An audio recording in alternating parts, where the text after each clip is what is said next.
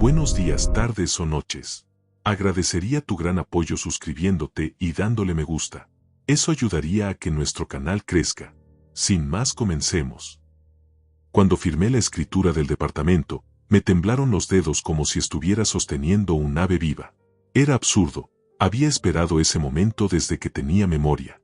Un lugar mío, con paredes blancas que aún olían a pintura, un balcón estrecho que daba a una calle ruidosa por la mañana y misteriosamente callada por la noche, un cuarto que imaginé con cortinas color vino y un espejo grande que por fin colgaría sin pedir permiso. Lo conseguí barato, demasiado barato, y solo después supe que todos los vecinos lo sabían salvo yo. En ese mismo lugar, hacía años, había muerto una familia entera.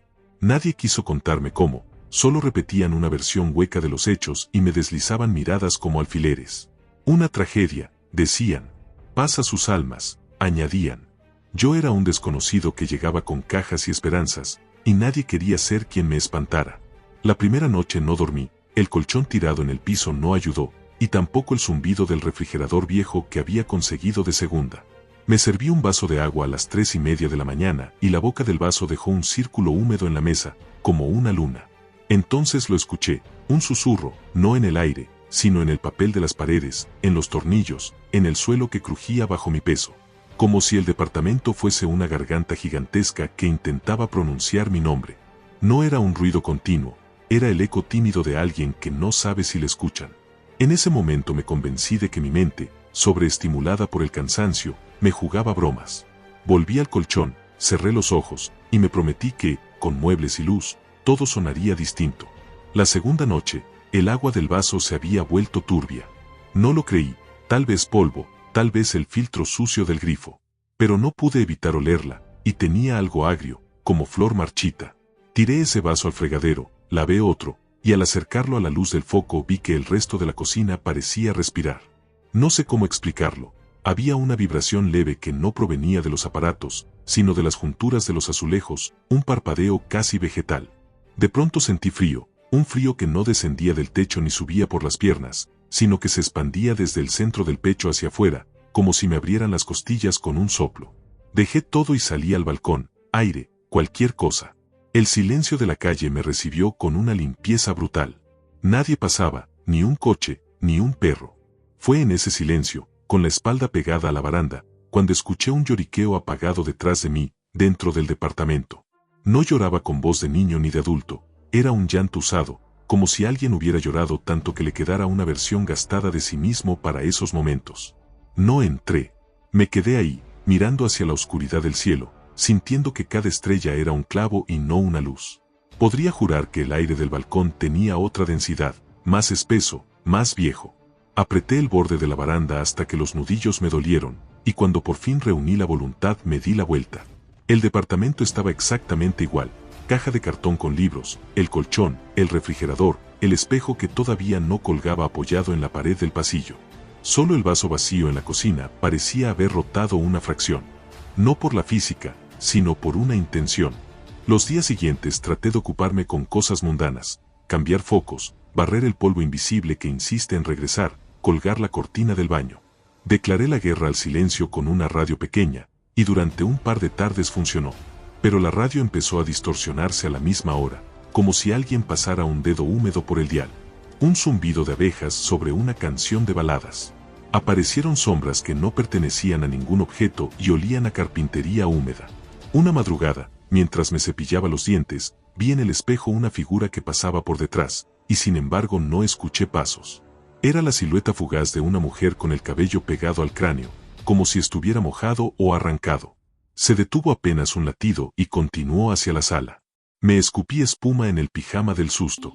Corrí para encontrarla, pero lo único que hallé fue una sensación, el rastro caliente de alguien recién ido. Me convertí en una persona que cierra puertas con suavidad para no ofender a nadie que no puede ver. Empecé a hablarle a la casa. Voy a dormir, decía en voz baja, y apagaba el foco del pasillo. Voy a abrir la ventana, hace calor. Y jalaba la manija con la delicadeza que se le tiene a un animalito enfermo. Porque era eso lo que latía en el aire, lo que palpitaba en las paredes, una herida. El departamento estaba herido. Y adentro de esa herida, algo respiraba. Las primeras respuestas que busqué fueron racionales. Fui a la administración del edificio y pregunté por la historia del lugar. Me miraron con una piedad que no me gustó. La recepcionista, una mujer mayor que tenía el cabello recogido con horquillas doradas, me pidió que regresara por la tarde. Llegué con puntualidad de notario. Me recibió con un folder manila. Dentro había copias de recortes y 2 reportes. La tragedia había ocurrido hacía 6 años. El padre, la madre, 2 hijos. Ningún extraño. Ningún robo. La noticia decía muerte por intoxicación de monóxido de carbono, pero el reporte vecinal hablaba de gritos, de golpes contra la pared, de la madre suplicando en un idioma que nadie reconoció. Un vecino confesó que escuchó otra voz, una voz que no parecía salir de garganta humana. Se levantaron hipótesis y luego, por comodidad, se aceptó el gas como lo probable. Se cerró el caso. La administradora se santiguó en silencio. Esa noche no encendí la radio. Apagué todas las luces y me senté en el suelo de la sala, entre la caja de libros y el espejo que seguía esperando. No sé de dónde me salió, pero dije, si hay alguien aquí, no voy a correr. Mi voz sonó terrosa, sin la espuma que tiene el miedo cuando se pronuncia. Al principio no pasó nada. Pensé que había sido ridículo. Entonces el espejo vibró, una vibración monótona, como un teléfono en modo silencioso. No me levanté. El borde del espejo apoyado contra la pared se despegó 1 centímetro y volvió a sentarse como si respirara. Cuando la vibración paró, el aire conoció un olor antiguo, un olor a cera consumida. En el vidrio del espejo vi aparecer, no una figura completa, sino fragmentos, los dedos de una mano, un hueco en la palma como si faltara carne, un cabello sin dueño, una sonrisa sin labios. Los pedazos no se ensamblaban para formar a nadie, eran residuos flotando en la superficie. Inhalé despacio. No voy a correr, repetí. Y en ese momento escuché algo que no era un susurro ni un llanto, era un aliento. Un aliento inmenso que entraba en el cuarto, se apoderaba de él, y al exhalar lo llenaba de una oscuridad más pesada que la noche. No habló con palabras, pero supe lo que quería, que me fuera. No porque yo le importara, sino porque le resultaba incómodo mi presencia. ¿Era el dueño o el carcelero? Todavía no lo sabía. Me quedé.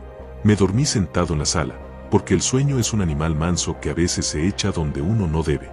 Desperté con la espalda hecha nudos y con la certeza de que alguien, había estado de pie junto a mí toda la noche, vigilándome con un apetito contenido. Decidí poner por escrito lo que iba ocurriendo, quizá por la impresión de que la casa respondía a la atención. Si la miraba, si la escuchaba con cuidado, a veces parecía calmarse, como esos perros traumatizados que solo pueden confiar cuando el dueño les sostiene la mirada sin imposición. Comencé a notar patrones. A las 3:17 de la mañana algo pasaba por el pasillo rumbo a la cocina. A las 4:02 sonaba el grifo durante 8 segundos exactos. A las 4:40 vibra el espejo, y a las 4:44 llegaba el aliento, ese océano respirando. Entre las 4 y las 5 la temperatura caía hasta hacerme exhalar humo. Sin embargo, todo esto, que ahora puedo enumerar con orden, en aquel tiempo era caos. Yo era un cuerpo agotado viviendo en una garganta oscura. Una tarde, al volver del trabajo, encontré la puerta del departamento entreabierta. No había señal de forcejeo. Ningún ladrón se llevaría una radio vieja o una caja de libros, así que no pensé en ladrones. Sentí enojo. Te pedí que no, dije en voz alta, sin saber exactamente a quién. Empujé la puerta y supe que no estaba solo. El aire, otra vez, tenía una densidad particular, como si hubiera transcurrido una lluvia adentro y aún flotaran gotas invisibles. Llamé por un nombre que no conocía. Fue una estupidez, dije señora, como si esperara ver a una vecina despistada. Entonces la vi, una mujer menuda, vestida con un camisón desteñido, apoyada en la entrada del cuarto. Tenía la cabeza volvía hacia mí, pero sus ojos miraban a un punto a la altura de mis rodillas, como si mi presencia fuera la sombra de otro. Su boca se movía diciendo algo que no escuché. Intenté dar un paso, no pude. No es que me paralizara el miedo, era como si el suelo se hubiera vuelto pegajoso. La mujer dio un paso hacia atrás, y otro, y se metió en el cuarto sin apartar esos ojos desencajados del punto bajo que la fascinaba. La seguía hasta el umbral. El cuarto estaba vacío, o mejor dicho, lleno de vacío. Antes de que pudiera reaccionar, la escuché otra vez, ahora muy cerca, como si hablara adentro de mi cráneo. Los tiene a todos, incluso al pequeño. La voz era delgada, un alambre que cortaba. No puedo abrir, añadió, y con el abrir sentí que se partía en un sollozo mudo. No era mi imaginación. No había cogido el nombre, pero había entendido la súplica. Me recargué en el marco de la puerta para no desplomarme. ¿Quién? Me escuché preguntar, y no sé si lo dije con la voz o con el pensamiento, pero la respuesta llegó como un olor quemado, el que no se inclina.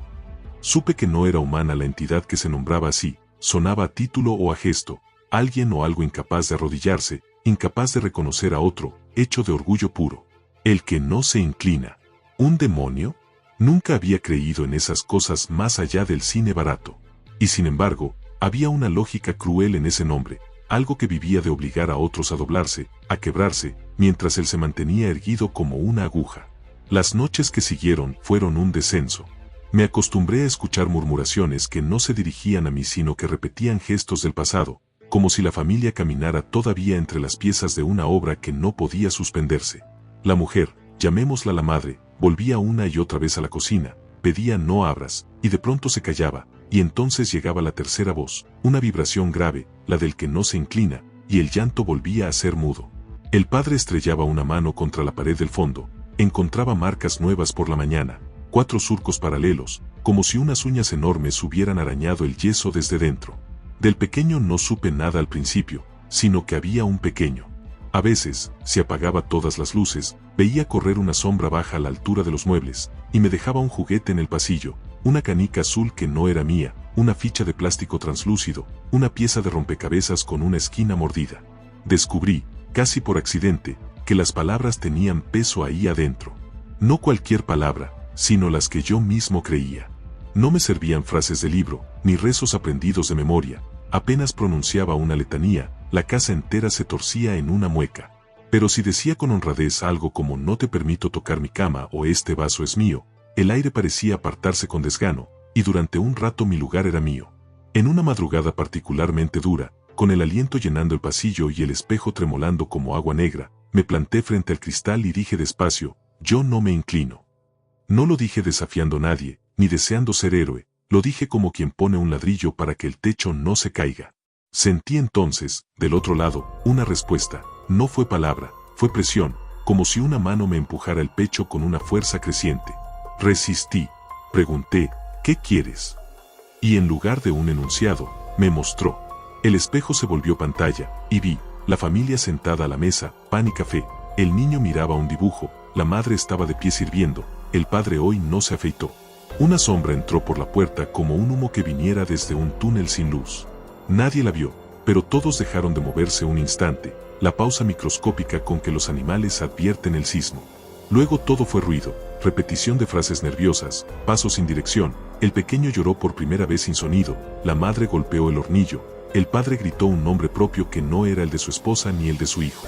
No había gas en esa escena, había voluntad.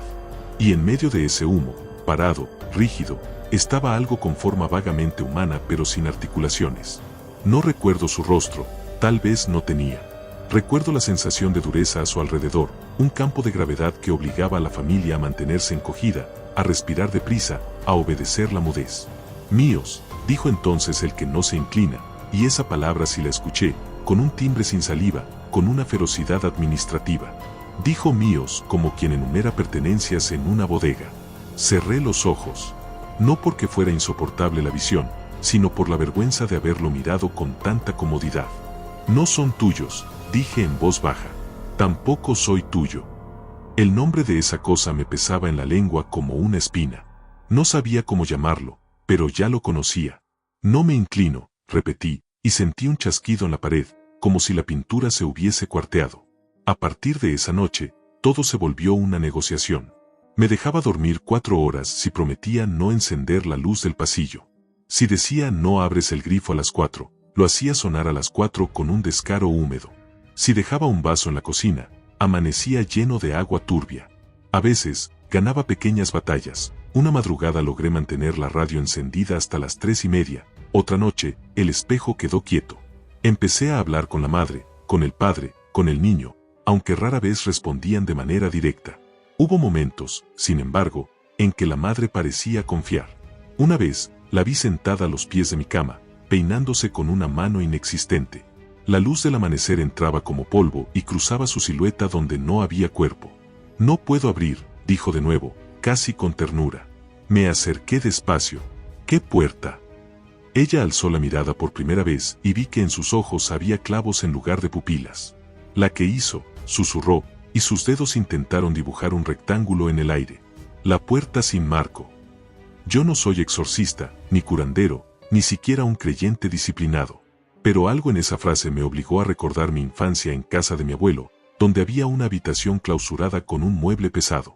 La puerta sin marco era, quizá, un límite que no se ve. Empecé a recorrer el departamento a tientas, buscando una grieta que no fuera grieta, un sitio que no perteneciera del todo a la arquitectura. En el pasillo, entre el baño y el cuarto, la pared tenía un tramo más frío. No era humedad, era otra cosa, un frío vertical de 20 centímetros de ancho, como si alguien hubiera colocado ahí una columna hecha de agua congelada. Si acercaba la palma, sentía un latido. Lo supe, esa era la puerta. No tenía marco porque no pertenecía a ningún carpintero ni a ningún albañil. Era una costura en el tejido mismo del lugar. Esa misma noche, a las 4:40, llevé al pasillo todas las palabras que sabía. No elegí latines ni fórmulas, elegí lo que había aprendido, los nombres. Los nombres tienen anclas. Dije el mío completo, con apellido de mi madre, apellido de mi padre, el diminutivo con el que me llamaba mi abuela, el apodo con el que me hirieron en la escuela y el que me curó una amiga. Recordé los nombres de todos aquellos a quienes no podría traicionar y los puse uno por uno como piedras alrededor de mis pies. Dije el nombre de la madre, no lo sabía, pero llegó como si siempre hubiera estado en la boca del pasillo, y al pronunciarlo, el aire hizo un sonido como cuando se desatan nudos. Dije el del padre, llegó áspero, con sílabas que raspaban. Dije el del niño, y al decirlo vi pasar una canica por el suelo, que golpeó mi dedo y se detuvo. Luego dije lo que me quemaba, no me inclino. No gritándolo, no desafiando como un tonto, sino sosteniéndome. Y añadí, devuélvelos. La presión comenzó, un peso vino desde el techo y me cayó sobre los hombros, obligándome a doblar la espalda. Traté de enderezarme y sentí que las vértebras eran anillos húmedos que querían separarse. El espejo en la sala reventó con un estampido y se rajó de esquina a esquina. Las luces parpadearon y se apagaron. Quedé en la oscuridad con mis nombres y mis huesos. Entonces habló. No con sonido, sino con entender. No te toco y ya te rompes, dijo. Qué poco has aprendido de doblegarte. Era cierto, la vida te enseña a inclinarte o te rompe. Yo había elegido romperme muchas veces. Pero esa vez no. No me inclino, repetí, y fue como si se me afianzaran las piernas en un suelo nuevo. No son tuyos. Hubo una risa que no recordé después, solo su filo. Todo lo que se quiebra, me pertenece. Estrujé en la mano la canica azul del niño. Pero esto no está quebrado, dije. Está esperando. Hubo un silencio. En ese silencio, escuché por primera vez lo que había detrás. No eran 3 almas, ni 4, eran muchas voces pequeñas, como papel arrugado. La familia estaba encadenada a otras cosas, a otros miedos, a otras habitaciones con puertas sin marco. Él había tejido una red. No me bastaba el orgullo. Necesitaba una grieta en su voluntad. Recordé a la madre peinándose con la mano ausente, diciendo no puedo abrir. Tal vez yo tampoco podía abrir desde fuera. Quizá la puerta se abría desde dentro con una llave que solo la familia tenía. ¿Y si el orgullo de ese ser, su incapacidad de inclinarse, le impedía recoger lo que dejaba caer? Me atreví a una idea que no era valentía sino astucia, arrodillarme. No ante él, sino por ellos. Caí de rodillas frente a la franja fría del pasillo y dije su nombre otra vez, el de la madre, con una humildad que me costó sangre en la lengua. Dije, perdóname por mirarte como si fueras un problema y no una persona. Si quieres, toma mi mano.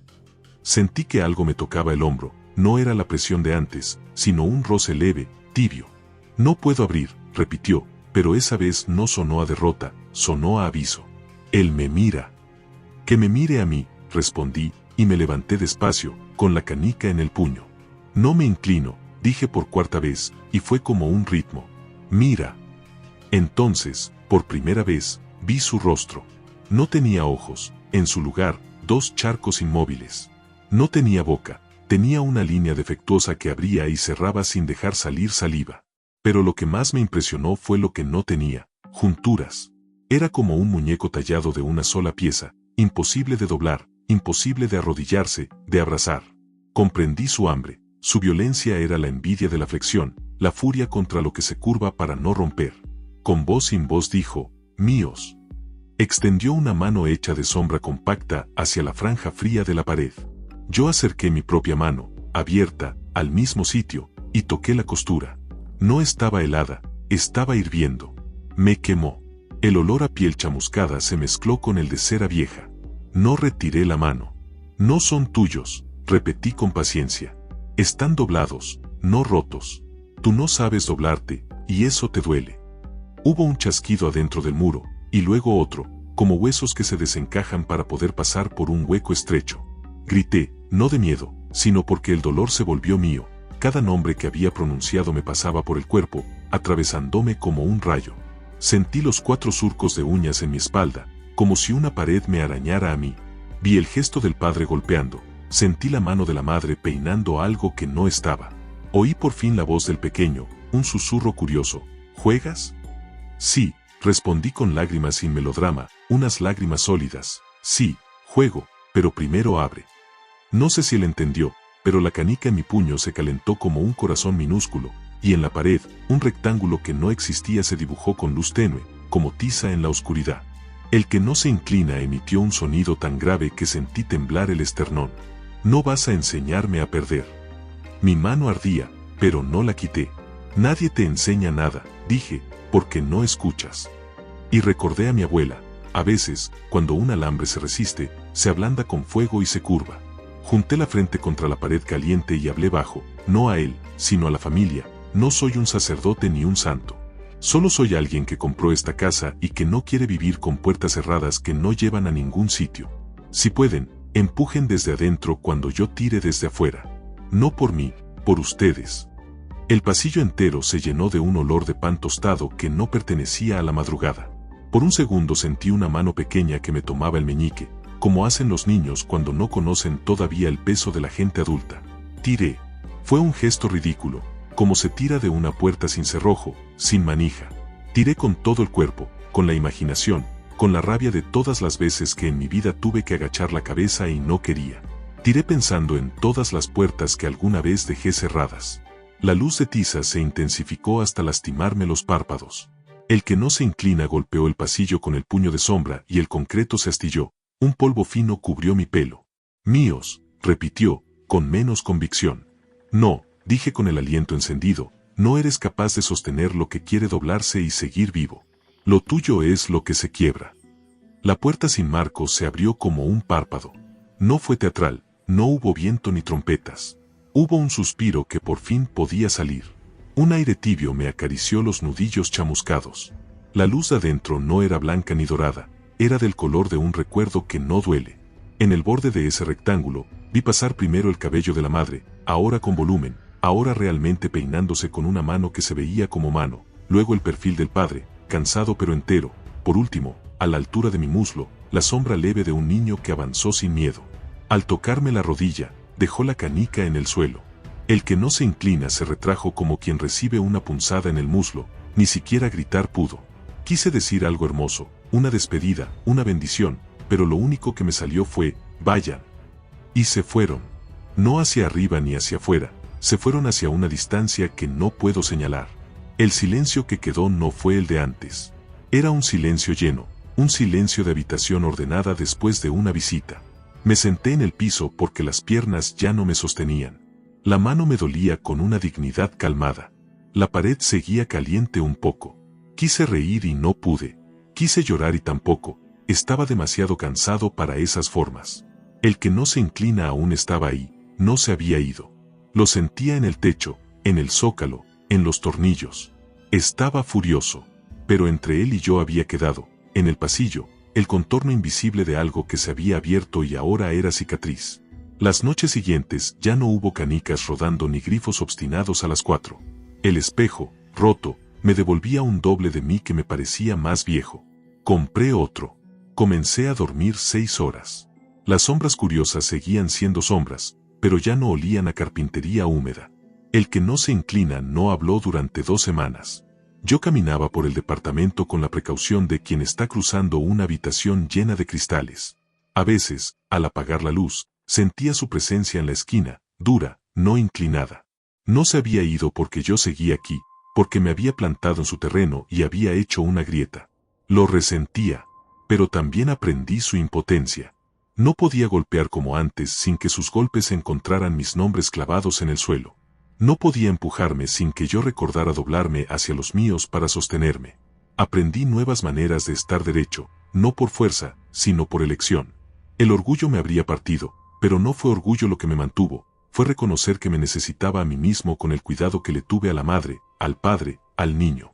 Un mes después, el edificio volvió a sonar como edificio. La señora de las horquillas me preguntó si seguiría viviendo allí. Dije que sí, con una naturalidad que me sorprendió. Compré plantas para el balcón, la primera se me murió porque regué de más. La segunda, una sansevieria que resiste torpezas, se quedó. Una tarde colgué por fin las cortinas color vino, y cuando la tela rozó el piso sentí, no una presencia, sino una ausencia agradecida. Me quedé un rato parado, tontamente emocionado, mirando la sala como se mira a un animal adoptado que por fin se atreve a dormir de costado. Pero no todo fue simple. Una madrugada cualquiera, a la hora en que antes se desataban los rituales, lo escuché de nuevo, el aliento inmenso, contenido, recortando la oscuridad como la marea sobre la arena. Yo estaba despierto, no por paranoia, sino por trabajo atrasado. Cerré el portátil y me quedé sentado en el suelo del pasillo, frente a la cicatriz de la puerta sin marco. ¿Qué quieres?, pregunté, no para negociar, sino para que dejara de morderme por la espalda. Tardó en responder. Finalmente, lo que todos quieren, dijo con una claridad que no le recordaba, más. Me reí sin alegría. No hay más, dije, solo nosotros. Y dije algo que no pensé que diría jamás. Puedes quedarte si no tocas mis cosas. Hubo un silencio extrañado. No sé quedarme, respondió, no con lengua, sino con esa frialdad lamentable. Solo sé tomar. Aprende. No supe de dónde salía ese descaro en mí. Mira. Lo invité a mirar cómo vivía. Hice café y se lo ofrecí al aire, no por devoción, sino por protocolo con un invitado. Puse música a volumen de vecino decente. Leí en voz alta un poema sencillo, uno donde la gente trabaja, se cansa, se baña, se acuesta. No me arrodillé, no me incliné. Solo enseñé. Si supiera dibujar, le habría dibujado mi costumbre de doblar los trapos para que quepan, mi manía de alinear los libros por tamaños, mi torpeza al lavar platos. Durante días repetí esa demostración discreta, como quien le enseña a un animal salvaje a no morder. Algunos dirán que es absurdo educar a un demonio. Yo no lo pensé así, no es que quisiera convertirlo en amigo, ni redimirlo, era que me negaba a vivir en guerra adentro de mi casa. Si había de quedarse porque así eran las cosas, porque lo que estaba ahí estaba desde antes y sobreviviría a mi escritura, entonces que aprendiera otra forma de estar. No supe si aprendía. Sé que ya no reventó nada. Que se retiraba cuando yo necesitaba dormir.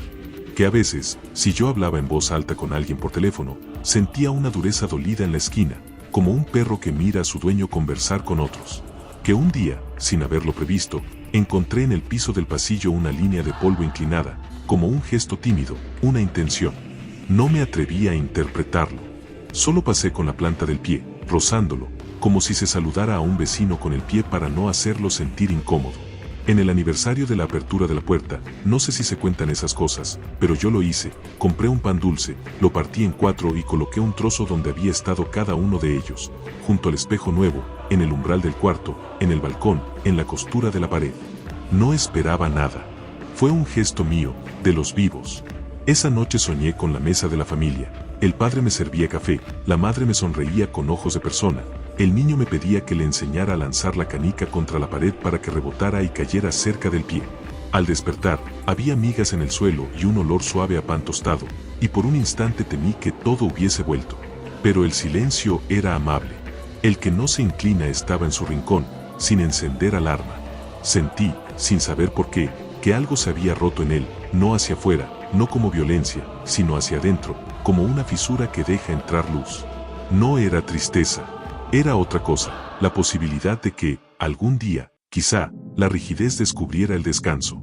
Ahora escribo esto en una mesa que también es mía, con una lámpara cuya luz cae en círculo sobre el cuaderno y deja en sombra el resto del cuarto.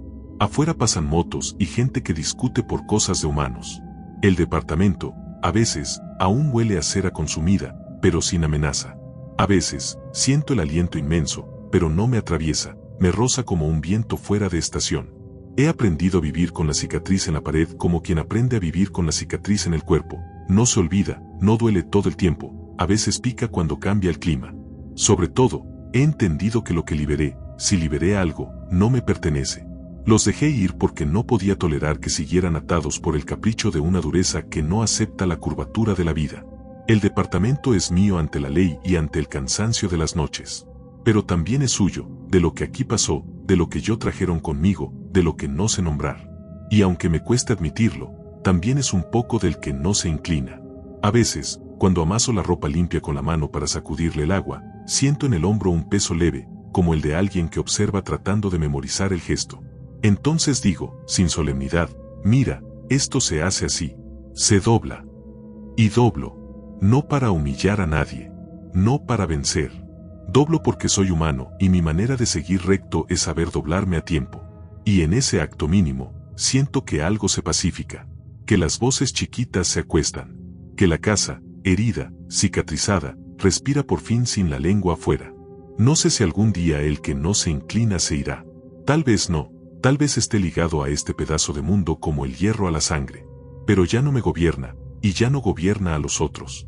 Hay noches en que me acuesto y, justo antes de dormirme, escucho unos pasos diminutos, de broma, como si un niño jugara a correr a hurtadillas para hacerme reír. Y en la oscuridad, con una sonrisa que no le muestro a nadie, digo en voz tan baja que solo me escucha lo que importa, estoy aquí. No es una promesa, ni una rendición. Es la forma más humana de no inclinarse, estar. Y estar, en esta casa que fue garganta y ahora boca que pronuncia, es la pequeña victoria que aprendí a sostener sin romper. Recuerda suscribirte. Agradecemos tu apoyo. Y que en paz descanses.